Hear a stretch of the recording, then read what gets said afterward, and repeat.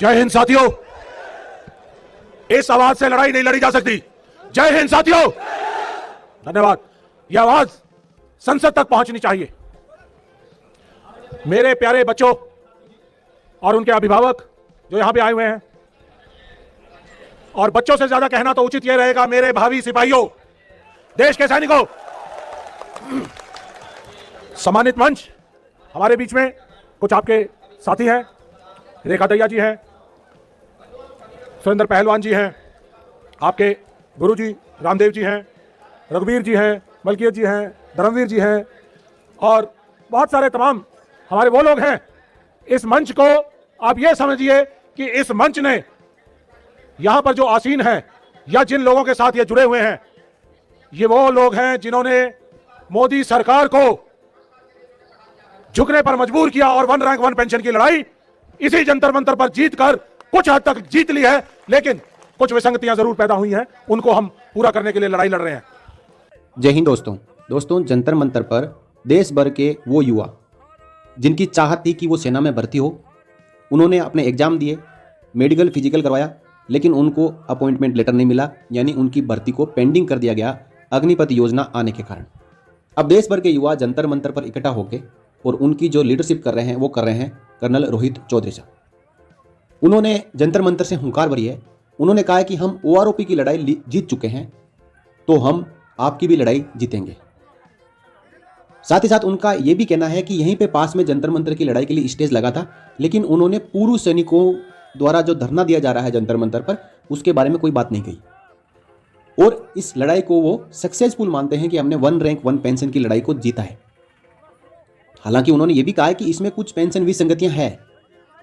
तो ये बात उन्होंने इसलिए कही है कि अधिकारियों को वन रैंक वन पेंशन का पूरा लाभ मिल चुका है और वो एक सर्टिफिकेट दे रहे हैं सरकार को कि हमने आपके खिलाफ OROP की लड़ाई को जीत लिया है।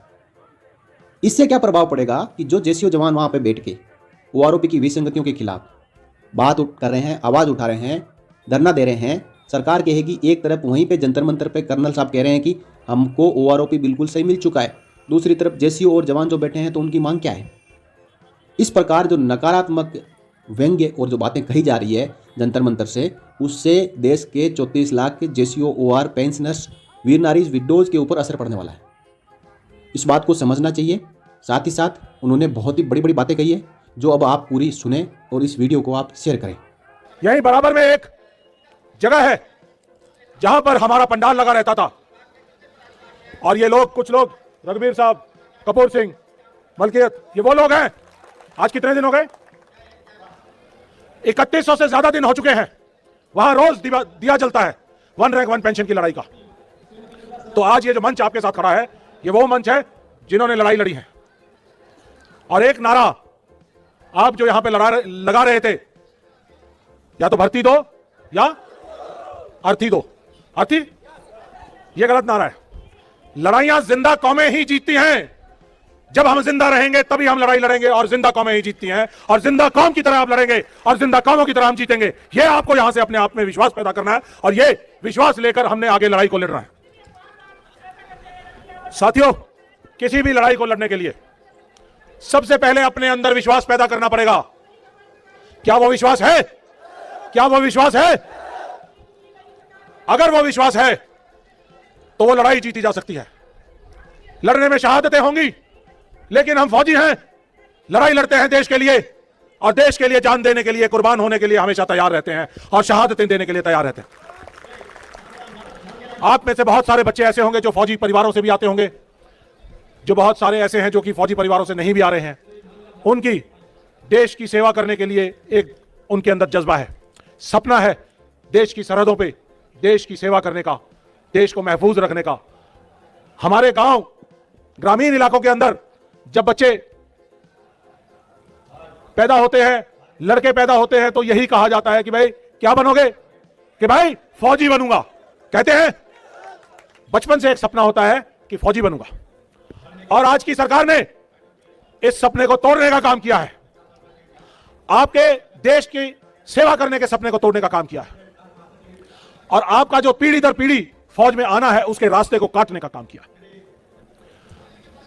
मैं भी चौथी पीढ़ी का फौजी हूं। मेरी 3 पीढ़ियां देश की सेवा कर चुकी हैं। मेरे सगे चाचा कैप्टन जितेंद्र सिंह अरुणाचल में 1962 में बॉम्बडिला की लड़ाई लड़ते हुए शहीद हुए, वीर चक्र हैं। और 1971 की लड़ाई में जब हमने अपने परिवार की गिनता कुछ दिन पहले गोल्डन जुबली मनाई कि 1971 की लड़ाई जो बांग्लादेश की लड़ाई के नाम से ज्यादा जानी जाती है, तो उस लड़ाई के अंदर जब हमने देखा कि हमारे परिवार की क्या हिस्सेदारी है, तो पता चला कि 11 लोग हमारे परिवार से 1971 की लड़ाई लड़ रहे थे, जिनमें से 2 शहीद हुए। तो साथियों, हम लोग पीछे हटने वाले नहीं हैं, हम लड़ने वाले लोग हैं। देश में हमें लड़ने की ही ट्रेनिंग मिली है और सरकार को यह मालूम होना चाहिए कि अब आपका पाला देश के सैनिकों से और देश के भावी सैनिकों से पड़ा है, तो आपको झुकना पड़ेगा। आपको इनके सामने, इनकी ताकत के सामने, इन युवाओं के सामने झुकना पड़ेगा। For more updates, subscribe to our channel and enjoy watching the videos.